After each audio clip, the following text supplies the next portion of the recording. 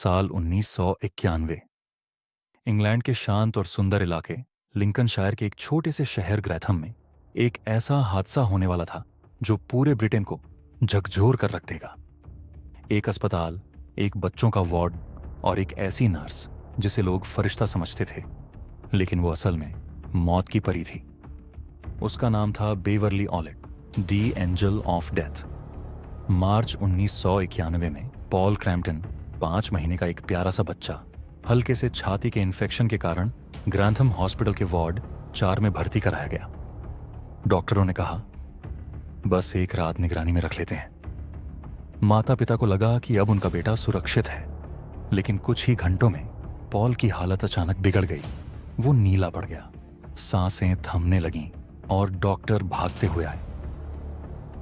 किसी तरह उसे बचा लिया गया, पर कोई नहीं जान पाया कि यह हुआ कैसे। पॉल कुछ दिनों में ठीक हो गया, लेकिन कुछ ही दिन बाद फिर वही हुआ, और फिर तीसरी बार भी। हर बार एक ही नर्स उसके आसपास थी, नर्स बेवरली एलेट। वार्ड 4 में कुछ बहुत अजीब हो रहा था। बच्चे अचानक बीमार पड़ते, उनका हार्ट रुक जाता और फिर चमत्कारिक तरीके से कुछ ठीक हो जाते। सिर्फ कुछ हफ्तों में एक के बाद एक कई बच्चे गिरे। लियम टेलर, 7 हफ्ते का, अचानक मौत। टिमोथी हार्डविक, 11 साल का, फिट आने के बाद सांस रुक गई। केटी फिलिप्स, 15 महीने की, 2 बार मौत के मुंह से लौटी, पर दिमागी नुकसान हुआ। हर केस में एक बात समान थी, बेवरली एलेट वही नर्स थी जो उस समय बच्चे के पास थी, और फिर भी किसी को शक नहीं हुआ। सब उसे एंगल नर्स कहते थे। वो हर वक्त बच्चों के साथ रहती, उनके माता पिता को दिलासा देती और हर हाल में मदद के लिए तैयार रहती, लेकिन असल में वही उनकी सबसे बड़ी दुश्मन थी। अब जरा जानते हैं कि बेवरली एलेट कौन थी। उसका जन्म 4 अक्टूबर 1968 को एक छोटे से गांव कॉर्बी ग्लेन में हुआ था। बचपन से ही वो ध्यान खींचने वाली लड़की थी। हर वक्त चाहती कि लोग उसकी तरफ देखें, उसे नोटिस करें। कभी खुद को चोट लगा लेती, कभी खुद को बीमार दिखाती, कभी हाथ पर पट्टी बांध लेती ताकि सब पूछें क्या हुआ। डॉक्टरों के मुताबिक उसे एक मानसिक बीमारी थी, मूनचौज़ेन सिंड्रोम, जिसमें इंसान झूठी बीमारियां दिखाकर दूसरों से सहानुभूति पाने की कोशिश करता है। स्कूल में वो बहुत औसत छात्रा थी, फिर भी 1988 में उसे नर्सिंग कोर्स में एडमिशन मिल गया। पर वहां भी अजीब चीजें होने लगीं। फ्रिज में गंदगी, पर्दों में आग लगना, झूठ बोलना, बीमार पड़ना, हर घटना में वो शामिल थी, लेकिन सबूत कभी नहीं मिला। 1989 में उसने अपनी ट्रेनिंग पूरी की और 1991 में ग्रैंथम हॉस्पिटल के वार्ड 4 में बच्चों की नर्स बन गई।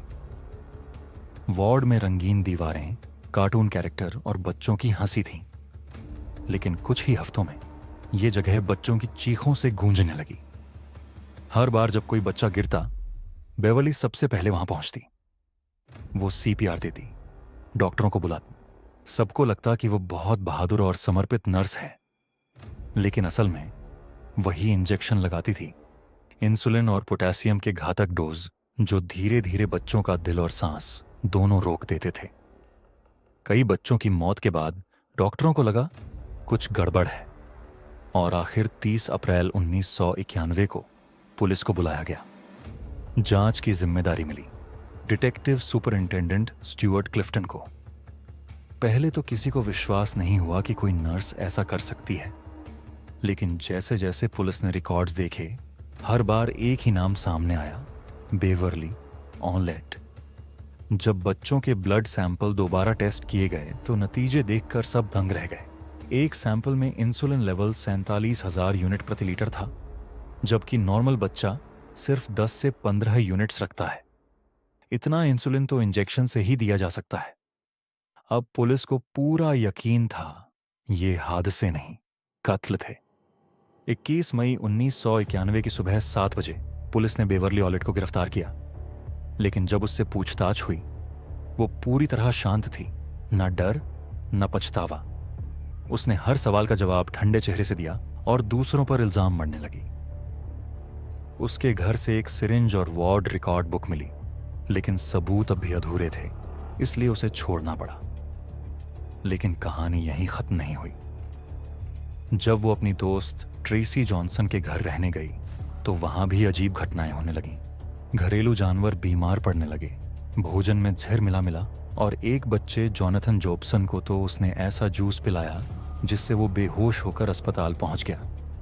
आखिरकार पुलिस ने फिर से कार्रवाई की और नवंबर 1991 में बेवर्ली एलिट को गिरफ्तार कर लिया गया। 4 मर्डर, 9 अटेम्प्टेड मर्डर्स और एक ग्रीवस बॉडली हार्म के आरोप में। 15 फरवरी 1993 नॉटिंघम क्राउन कोर्ट में शुरू हुआ मुकदमा the crown versus Beverley Gail Allitt. Beverley ने सभी आरोपों से इनकार किया।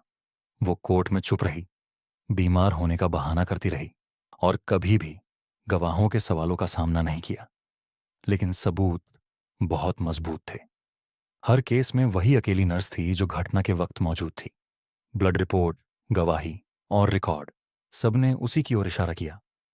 आखिरकार जूरी ने उसे दोषी पाया। जज ने उसे कहा, you are a very evil lady, और सुनाई 13 लाइफ सेंटेंस, यानी जिंदगी भर जेल। बेवर्ली एलिट को आज भी इंग्लैंड के रैम्पटन सिक्योर हॉस्पिटल में रखा गया है। वो कभी पछताई नहीं, उसने कभी माफी नहीं मांगी। कहा जाता है कि उसने ये सब सिर्फ इसलिए किया क्योंकि उसे ध्यान चाहिए था, सहानुभूति चाहिए थी। वो बच्चों को नुकसान पहुंचाती, फिर खुद हीरो बनकर उन्हें बचाने की कोशिश करती। लेकिन उसकी इस झूठी हीरोइज्म ने 13 मासूम जिंदगियां छीन लीं। उनमें से 4 हमेशा के लिए चली गईं।